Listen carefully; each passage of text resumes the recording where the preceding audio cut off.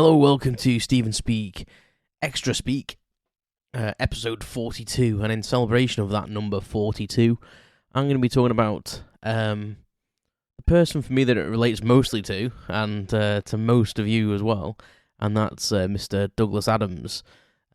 So, yes, let's talk about Douglas Adams.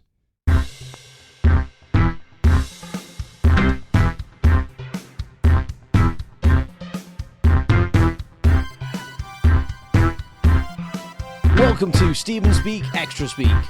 A little more prattle on everything and nothing.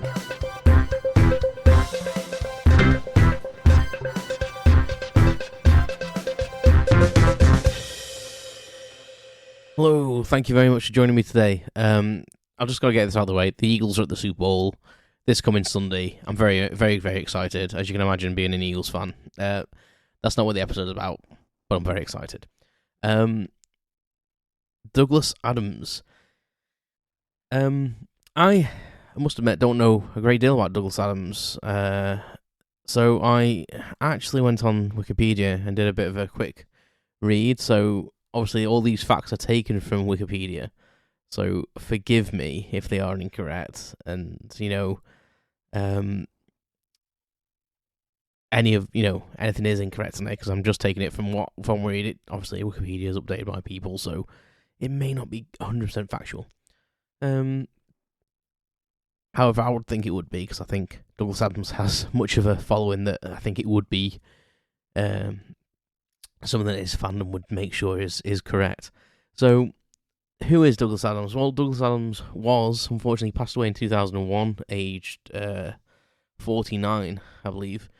And he was an author, a screenwriter, and just an all-round clever bloody guy, to be honest. He was incredibly talented writer. He wrote in such a magnificent way that it's like reading someone's thoughts. That's the only way I can put it. That's how I would interpret it anyway. For anyone that's not read any of his books, spoiler alerts ahead, turn off now. Go and gen yourself up on some of his most famous works and come back and listen to this. So I'll see in about a year and a half if your reading's anything like mine. But you won't be with Douglas Adams. Once you start reading, you'll want to carry on. He's probably one of the only authors where there are a few out there, but Douglas, I believe, was I'm saying Douglas like I'm on first name terms with him, or was on first name terms with him. But he's one of them authors that you start reading his books and you're compelled to see where he's going to go next, because his thought process is just so random, but so... It seems so random, but it's so well thought about, and it's so articulate, like me. And, it's just magnificent reading his material. I got into Douglas Adams' writing when I was at college, like many probably did. And I read The Hitchhiker's Guide and some of the short stories he'd done. But I'd never pursued much more than that, really. Hitchhiker's Guide was probably where it stopped for me. I've recently listened on audiobook to So Long and Thanks for All the Fish, which was a posthumous release after his death, which was like a book he was writing. But it's a collection of short stories as well that he wrote, and it was narrated by Stephen Fry, which Stephen Fry is like an absolute hero of mine as well, and he's just got the voice for narrating anything, in my opinion. Absolutely spectacular voice for reading, and putting such character into things. But yeah, so my knowledge for Douglas Adams comes from his Hitchhiker's Guide, Restaurant at the End of the Universe, and this So Long Thanks for the Fish. I have recently got into reading his Dirk Gently series, because I didn't even realise that he wrote that. I think it was a series on TV, or inspired by the books at least, which I've not seen. But it's amazing that he did things that it's like anything in people's lives. Like there's someone you might admire, but you don't know other things they do, because you're so focused on the thing that you love, and that's definitely how it is for me with Douglas Adams. So he passed away in 2001. Not long before the feature film came out, a few years later, which I think he actually did the screenplay for. And it was obviously Hitchhiker's Guide was a BBC series in the late 70s. I think it was like 77 or 78. I've got Wikipedia open. Why not just read it? 78. So I was right. Yeah, 78. And it was a trilogy of 5 books, which is hilarious in itself. And then about 10 years later, he wrote Dirk Gently's Holistic Detective Agency, and then he's done a few other books since that, which I've never read. He's co-wrote a couple of books called The Meaning of Life and The Deep Meaning of Life and Last Chance to See.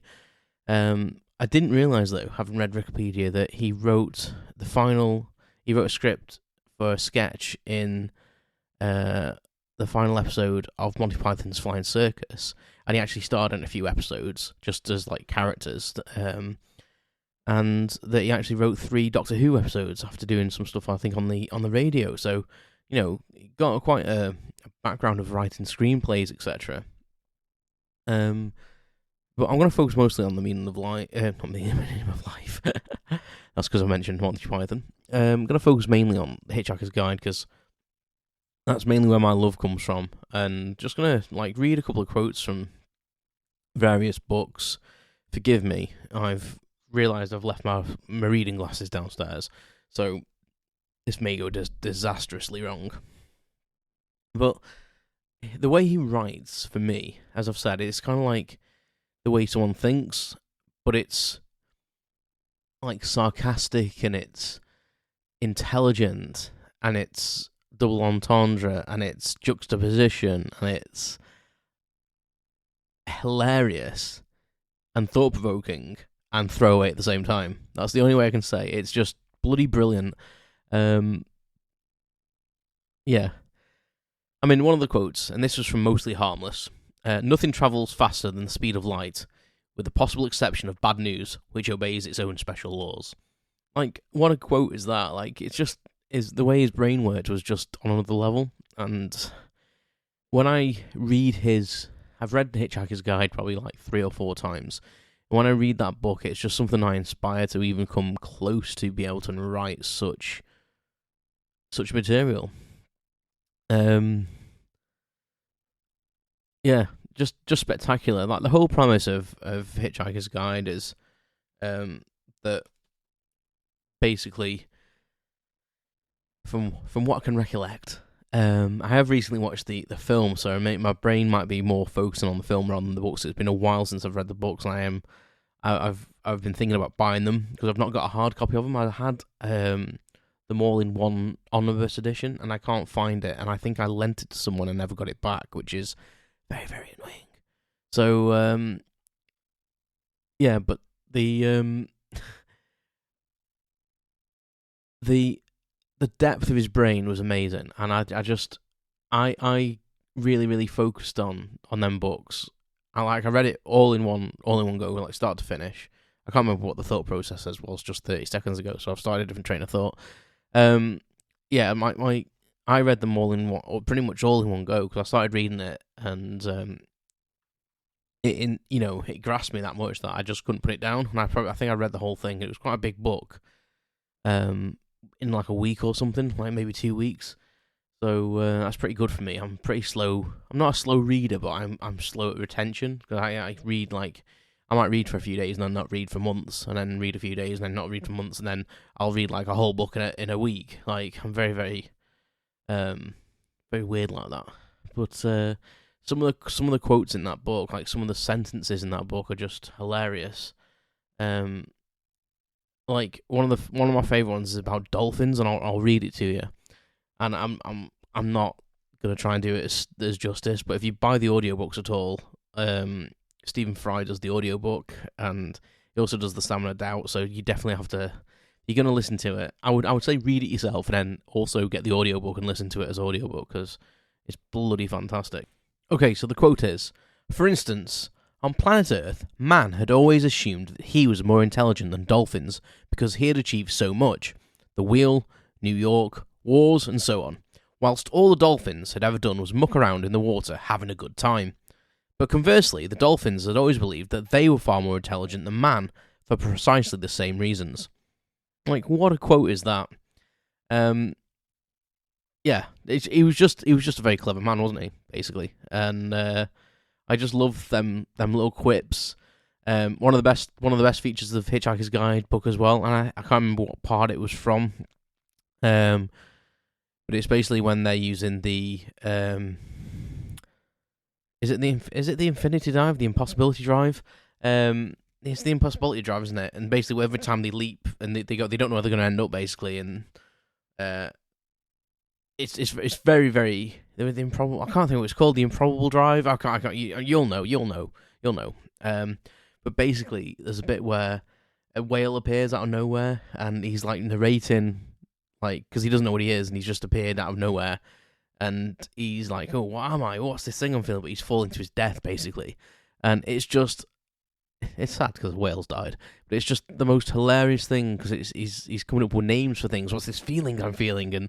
And it's just brilliant. It's just absolutely, yeah. It just makes me smile so much. It makes me smile so much that this guy could write this bollocks, but with such amazing. It's absolutely bollocks, but it makes so much sense. It's just brilliant. The guy just got life. And even in life, he was witty as well. One of the quotes he's very famous for saying is, "I refuse to answer that question on the grounds that I don't know the answer," which is a great quote as well. And I think I'll start using it in my work. But the old quote of "Don't panic" is basically like the fact that the Hitchhiker's Guide said that on the front cover. And the Hitchhiker's Guide is meant to be this book that tells you, it answers pretty much any question about the universe or the galaxy or what things are. And you should always carry a towel with you. And just reading through Wikipedia, this episode wasn't meant to be this long. I apologise, but I'm excited. But just reading through Wikipedia, apparently Innsbruck, Austria, was where Douglas Adams first had the idea for Hitchhiker's Guide. And in the novels, a towel is a very useful thing for a space traveller. So it's basically like, don't forget your towel. It can be used for everything, blah, blah, blah, blah, blah. And they started an annual towel day 2 weeks after he died. So the first annual towel day was the 25th of May, 2001. And I just think that's brilliant. And there's a picture on Wikipedia with flags in the street saying, "Don't panic." And they actually look like towels, to be fair, which I hope they are. Just what a guy, brilliant books, so quotable, and I just think they're brilliant. It's made me want to read them again, and I've got so many books to read. And this is what I do a lot. Like, I have so many books to read and so many films to watch or programs to watch, but I just go back and hark back to the things I've already watched. I'm incoherent at this point, so I'm going to leave you with a quote from The Summer of Doubt, and take from it what you will, but I think it's one of the most brilliant pieces of writing for me to sum up how we are in this planet and how we find ourselves and how life's short. So this is thank you, Douglas Adams, for being amazing. You were taken far too soon. And I'm going to leave you with this quote from The Summer of Doubt. "This is rather as if you imagine a puddle waking up one morning thinking, 'This is an interesting world I find myself in, an interesting hole I find myself in. Fits me rather neatly, doesn't it? In fact, it fits me staggeringly well. Must have been made to have me in it.' This is such a powerful idea that as the sun rises in the sky and the air heats up, and as gradually the puddle gets smaller and smaller, frantically hanging on to the notion that everything's going to be alright because this world was meant to have him in it, was built to have him in it, so the moment he disappears, catches him rather by surprise. I think this may be something we all need to watch out for."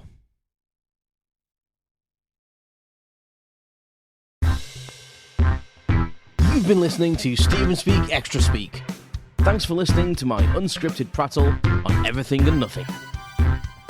Visit stephenspeak.com for updates, information, and my blog. You can follow more updates on social media at StephenSpeakPC.